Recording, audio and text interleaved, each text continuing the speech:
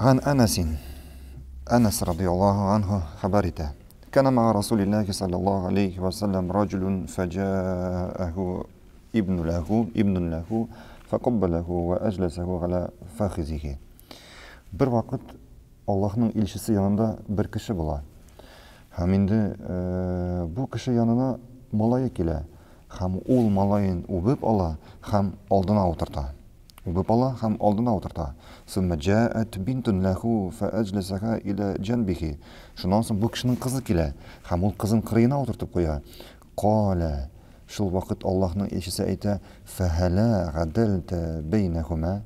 Sen bunların arasında, sen bu iki balan arasında gadillik ko'rsatdin mi dey? Yani Peygamberimizin sözlerinin manasıydı. Bu sorunun sen bit bu balaların arasında gadillik ko'rsatmadin, gadil bulmadın bunlar arasında. Bu hadiste ko'rganimcha gadillik turunda söz var.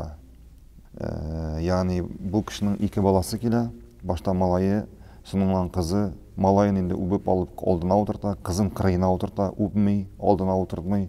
Hem indi gadillik ko'rsatmay, hem Peygamberimiz indi şunun için bunday salonu bere. Yani bu hadis bizni gadil bulurga chaqira, gadil bulurga chaqira. Ko'p masalada gadil bulurga bolalar arasında, bolalarimiz arasında, ko'p masalada yaratib bo'lsinmi ol, vaqtingni beru, bo'laklar masalasida, ham boshqasida, umuman gadil bo'l. Lakin gadillikni tegizlik bilan bo'tirga yaramay. Gadillikni tegizlik bilan bo'tirga yaramay. Agar masalan ertaga biror biz bütün balalarimizga da bir turli bo'lak olib qaytib beramiz ekan, bu gadillik bo'ladimi? Yo'q, bu gadillik bo'lmaydi. Bu tegizlik bo'ladi, lekin bu gadillik bo'lmaydi. Gadillikni qopma qarshi aytdik, bir balanga 3 yosh, ikkinchi balanga 12 yosh, ikkinchi balanga 12 yosh. 3 yoshlik qizga masalan qo'rchoq olib qaytib, endi 12 yoshlik malayga qo'rchoq olib qaytmaysan. Shulay bitdi. Shunga ko'ra gadillik ul tegizlik tug'il. Gadillik ul gadillik. Qo'shan sen har bir kishiga o'z haqin berasan.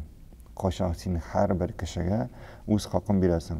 Shunga ko'ra bo'laklar masalasida da bolalarga kelganda, agar sening masalan ko'p bolalaring bor ekan, qizlar, malaylar, albatta ularga kerakli bo'lakni olasan har birisidan, lekin ularning bayasi tegiz bo'larga tegish. Bayasi tegiz bo'larga tegish.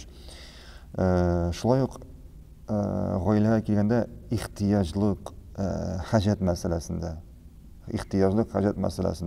bu masalada masalan zo'r malayni o'qirga kiritilsa kerak. Anga masalan o'qirish uchun kitoblar olishga kerak. Kompyuter olishga kerak. Albatta endi shu kitoblarni, kompyuterni balakay bolaga olib bermaysan. Hajatlar masalasida endi ehtiyoj masalasida bunda endi nishib kerak.